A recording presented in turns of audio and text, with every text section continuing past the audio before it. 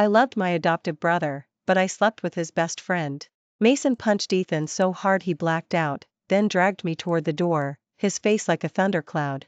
When I wrenched free, his eyes flared bloodshot. Natalie, do you have to degrade yourself like this? I looked at him calmly. You told me to transfer my feelings to someone else. I'm only obeying. Where's the degradation? He stared at me for a long time, the hand gripping mine slowly loosened. The corners of his reddened eyes glistened. Natalie, does watching me lose my mind make you happy? I smiled and didn't deny it. Before I marry, seeing him unravel is exhilarating. Before we continue, please subscribe to this channel and tell us in the comments where you're listening from. I'm only following my big brother's advice and falling in love properly. Why are you angry? I pulled on my clothes as I spoke. His gaze fell on the faint hickeys on my neck. His clenched fists trembled, his eyes were dark and unreadable. He glanced at Ethan, still unconscious from the unexpected blow, then locked eyes with me in silence for several seconds. Suddenly he strode over and shoved me back onto the bed. What are you doing? I let out a muffled grunt. Mason pinned me down, sinking his teeth into the bruised skin like a madman. Isn't this exactly what you wanted to force me to do? He locked my wrists, his gaze gentle, yet every word and movement cut like a blade. Shame flared through me like wildfire. Don't touch me. I shoved with all my strength. A crisp slap cracked across his face. The air froze. A thread of blood trickled from his lip. He wiped it away and smiled at me. I shrank back in fear, trying to scramble off the bed, but he seized my ankle and flung me back. The next instant his mouth crushed mine. You won't let me touch you. Have you actually fallen for Ethan? Natalie, you've gotten frighteningly good at this game. All of this was just so I'd sleep with you, wasn't it? My pushing hand slackened. Ed, my eyes turned cold. Sensing I'd stopped struggling, Mason's kiss turned fiercer. Just as he tore at my clothes I said softly, didn't you swear that, blood or not, I'd only ever be your sister? Big brother, doesn't touching your own sister disgust you? I laughed under my breath. But then, you're with Luna now, and she's your sister in name as well. Why don't we take a photo and send it to her, show her what you and I look like in bed together? He jolted as if waking from a nightmare, springing up, fury blazing in his eyes. Natalie, I already broke up with her because of you. Why keep throwing that in my face? If you keep pushing me, whatever I do, don't blame me later. He slammed the door. The room was left with nothing but the sound of breathing. Only after the tears on my cheeks had dried did I get up. I checked that Ethan was all right, then laid him on the sofa. Turning, I spotted an invitation on the floor. I picked up my phone and saw an unread message Mason had sent 2 hours earlier. Natalie, I have a surprise for you, see you soon. It was the private gallery opening of the painter I loved most. Mason was a good brother. He tracked every detail of my life, bought me anything I liked, took me anywhere I wanted. When I asked for a meal cooked by him, he'd find someone to teach him during his busiest days, then make it for me himself. He could give me everything, except the one thing I wanted, love. Now I no longer want it. Mason said from the day he came to the Sterling estate he could only be my brother, because we shared the same surname. He said I should date someone else, he and I were impossible. Yet he kissed my stepsister Luna, and the image of their kiss haunted my nights. Night after night I lay awake, hysterically asking why it couldn't be me. Until one day I looked in the mirror and saw a disheveled lunatic. I decided to let go. I realized he wasn't incapable of loving me, he simply didn't. So I obeyed him. I found someone else and accept. The proposal of Ethan, who had always loved me. I picked up the invitation, there were 2 tickets. A dull ache throbbed in my chest. My phone vibrated, a message from Luna. Sis, Mason and I are officially together. I tapped the video she sent. Mason was smiling as he baked her a cake. Chocolate, the flavor I love, the one I'd begged him to learn. It's the only cake he knows how to make. That skill had become the spark for their romance. I felt no bitterness. Calmly I typed 2 words, congrats. As I set the phone down, Mason rang, voice sharp with anger. Natalie, what kind of stunt is this? Only congratulating you on getting what you always wanted. Stop pretending this is some reverse psychology. He hung up, fuming. I frowned, puzzled by his reaction. When I looked up, Ethan was awake, flexing his stiff limbs.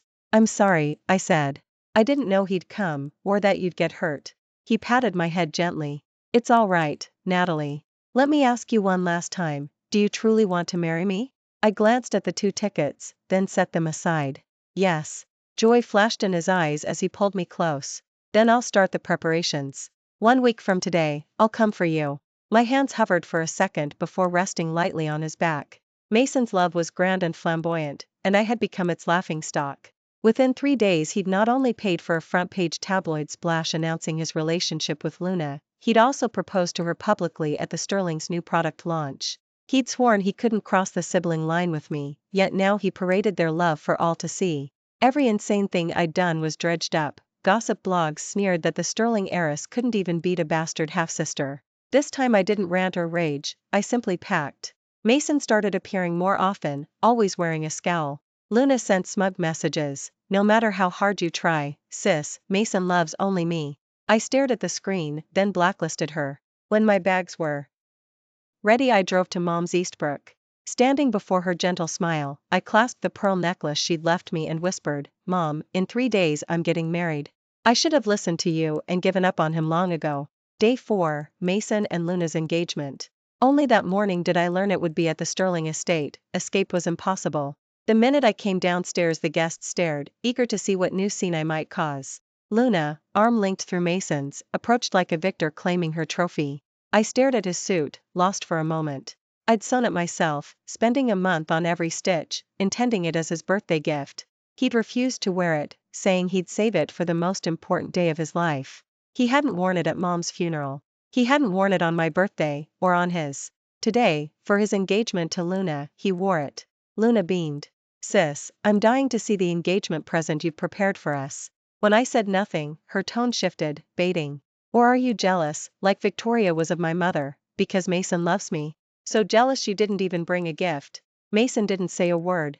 I smiled, then, without the slightest warning, slapped her clean across the face. "This is to remind you that you're the other woman, Natalie." As I raised my hand again, "Natalie."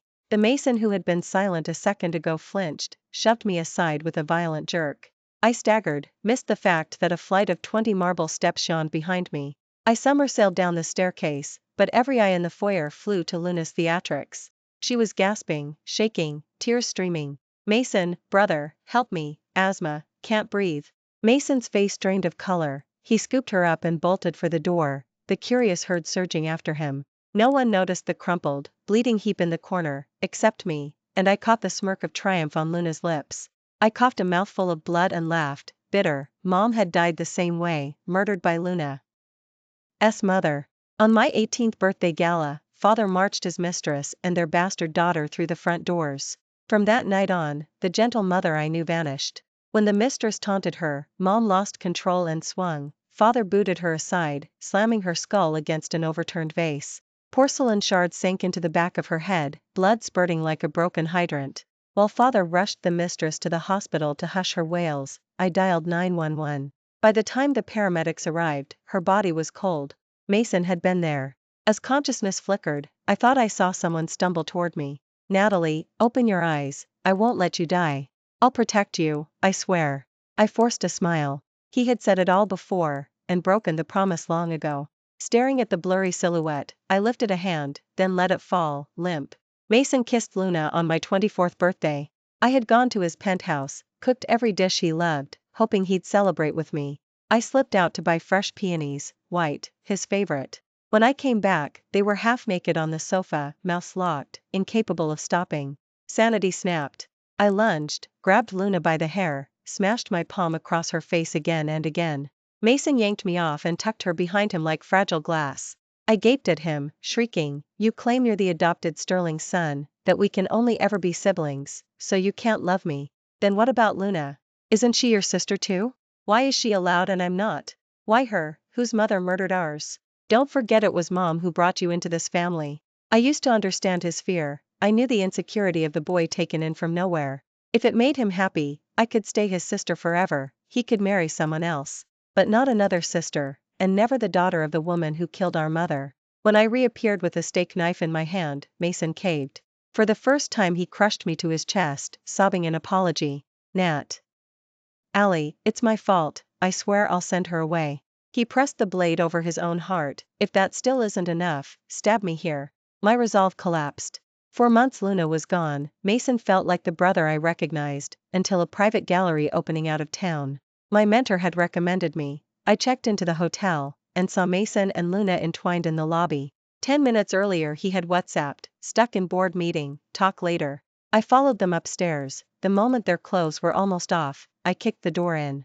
At my demand for an answer, Mason only frowned, exhausted. Natalie, the elders still won't acknowledge Luna. I just feel sorry for her. Besides, the person who killed Mom was her mother, not Luna. The woman's dead, can't you let it go? I laughed until my bones rattled, ice flooding my veins. From that second I knew, both of them deserved banishment from the Sterling estate.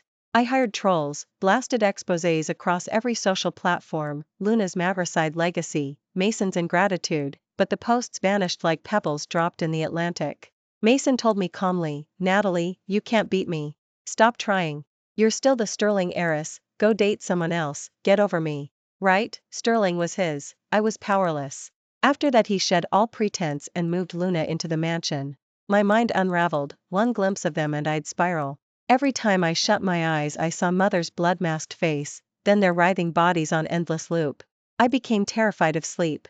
One dawn, hollow-eyed, I gulped water in the kitchen and caught my reflection. Luna glowed, Mason preened, while I looked insane. I saw Mother's disappointment, the mistress's victory grin, and I woke up. Living like this only fed the vultures. I had to cut them out. Fine, I'll do what you want.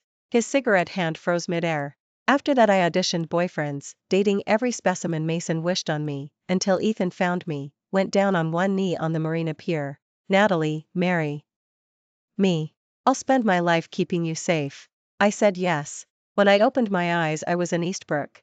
Mason sat in the corner, expression unreadable. Seeing me awake, he exhaled, but never mentioned my fractured ribs. Since you're fine, go apologize to Luna. You turned our engagement party into a circus, what were you trying to prove? He searched my face for leftover love.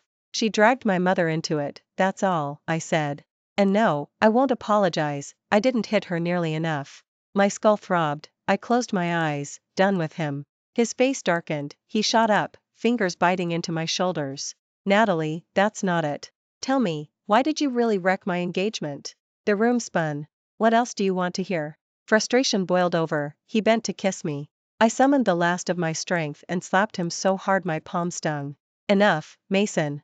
Don't tell me you've suddenly realized you're in love with me. He recoiled as if struck by lightning, jerking away from the bed.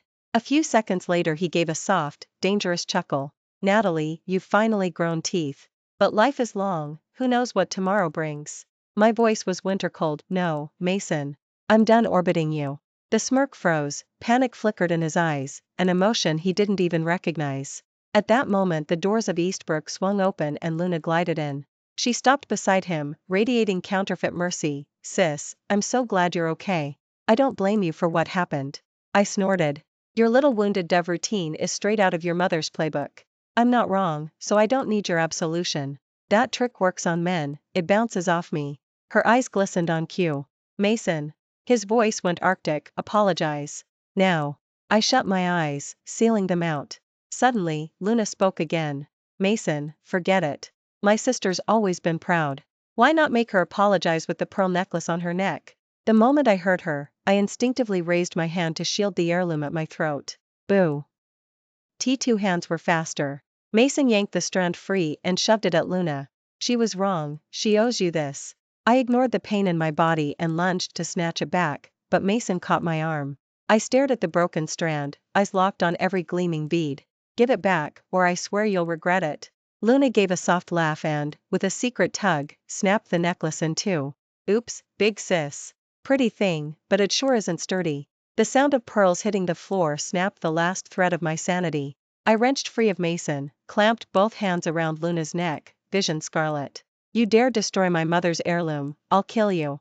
Mason tried to pull me off. I grabbed the fruit knife from the table and slashed his arm. He froze for a heartbeat, then stared in disbelief, fingers crushing my throat. You pulled a knife on me, over a necklace? I snarled through the fire in my lungs. Yes. I only regret not driving it into your heart when I had the chance. When he saw the unmistakable hatred in my eyes, panic flickered across his face. Suddenly the door of Eastbrook crashed open. Planning to murder my fiancé, big brother? Mason froze, words trapped in his throat. What did you say, fiancé? Chapter 26. Ethan? Mason's voice cracked with disbelief, the hand on my neck going slack. Ethan strode in, two uniformed bodyguards at his heels. Ignoring Mason, he looked straight at me. When his gaze landed on the livid bruises around my throat and the gauze taped to my forehead, his pupils contracted and the air around him chilled. He eased me out of Mason's reach and shielded me with his own body. Natalie, are you hurt? His whisper trembled, barely audible. I shook my head, pulled free, and knelt to gather the scattered pearls. Each bead was the last warmth my mother left me. Now the thread was severed. Luna hid behind Mason, tears shining, triumph glinting beneath them. Ethan turned to Mason, voice arctic. While my fiancé was hospitalized, you broke in, Asau. Ted her, and destroyed her mother's heirloom. How exactly do we settle this account? Fiancé? The word finally registered. Mason's stare bored into Ethan, then dropped to me still crouched among the pearls. Natalie, is it true? You're marrying him? I closed my fingers around the last bead, it cut into my palm. Rising, I kept my eyes on Ethan. Let's go. I can't breathe in here. All right. He slipped an arm around my shoulders, careful of every bruise. Stop. Mason blocked the doorway, gaze murderous. Natalie, answer me. You're really marrying him? Only then did I look at him, calm, almost amused. You told me to want someone else. I found him. Now I'm getting married, problem? Words failed him. The cold finality in my eyes was foreign, a clean blade cutting the last tie. His heart felt seized in a fist, each breath ached. All his fury collapsed under that gaze, impotent, ridiculous. Move. Ethan's order carried steel, his guards stepped forward. You threw Natalie away, Mason. Need me to remind you? You're only her brother. The sentence drained the color from Mason's face, he stood chained by silence, fists clenched, as Ethan led me out. The sight seared him. Natalie. He barked after me. Don't you dare regret this. I never broke stride. Regret? I'd used up every ounce of regret the night I watched him kiss Luna. If anything, I regretted not falling out of love sooner. Ethan took me straight to his house and called his physician to re-examine every injury. I've sent the necklace to the best restorer. It'll be perfect again, he said, pressing a glass of warm water into my hand. Crouching in front of me, eyes raw with guilt, he whispered, I'm sorry I arrived late. I never thought Mason would, it's not your fault. My voice came out husky. I was the fool, for years. He wrapped my icy fingers in his. Natalie, the choice is always yours, but think it through. Don't marry me to spite him. I want your whole life, not a reaction. I met his earnest G.A. Z.E., emotion knotting my chest. Ethan was everything anyone could want, pedigree, integrity, looks, and his heart had always been true. Yet my own heart felt hollowed out by years of poison longing. Ethan, I may not be able to love you right away. I gave him the blunt truth. He smiled, warm and steady. We have a lifetime. Just promise you'll try to let the past go, and let me in. My phone rang before I could answer. Mason. I declined. He called again. I declined once more. Ethan asked quietly, want me to handle it? I shook my head. Some endings you have to write yourself. Mason texted, Natalie, we need to talk. I was wrong about the necklace. Where are you? I'll take you home. Home? Where was that? I typed back, no need. Nothing left to say. I'm not returning to the Sterling estate. From now on, our paths diverge. After I hit send, I blocked every number he had. Silence finally descended. The following days Ethan cleared his schedule for me. Attentive, unobtrusive, he never mentioned the Sterlings. He took me to quiet studios, played soft music, fed me delicate meals. My body mended, though an inner hollow lingered. Mother's photo stood on the nightstand, the restored necklace lay whole again in its velvet box.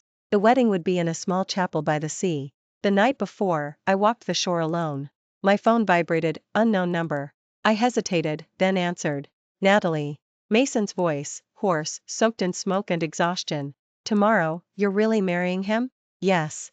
A long silence pulsed with his heavy breathing. Finally he rasped, I pulled the security footage. I said nothing. There's a camera by the staircase. His voice was shaking so badly. I saw myself push you. I saw you fall, all that blood. His words cracked, heavy with pain and disbelief. Natalie, leaving you there. I'm sorry. He seemed to choke and couldn't go on. My heart gave a small twinge, but the feeling was quickly buried beneath cold numbness. What's the point of saying any F this now? Mason.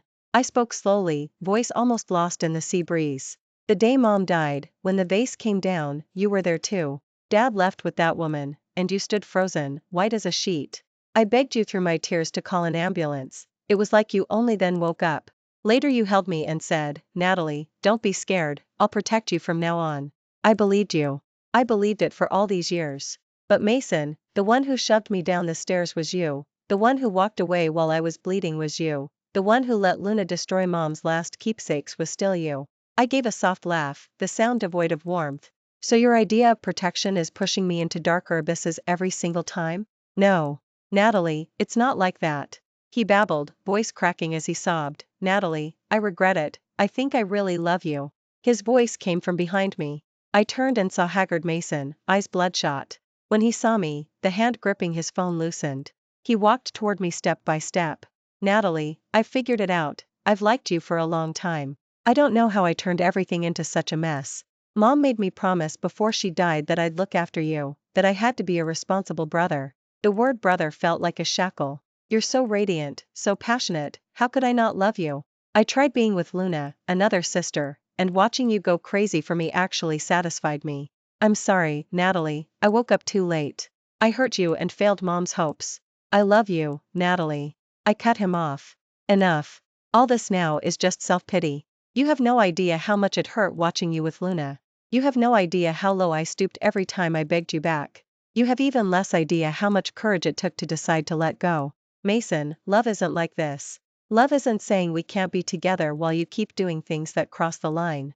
Love isn't making someone a promise and then forgetting it so easily. And love definitely isn't saying a casual I regret it after the damage is done. Whatever we had is already over. Mason dropped to his knees in front of me, crying uncontrollably.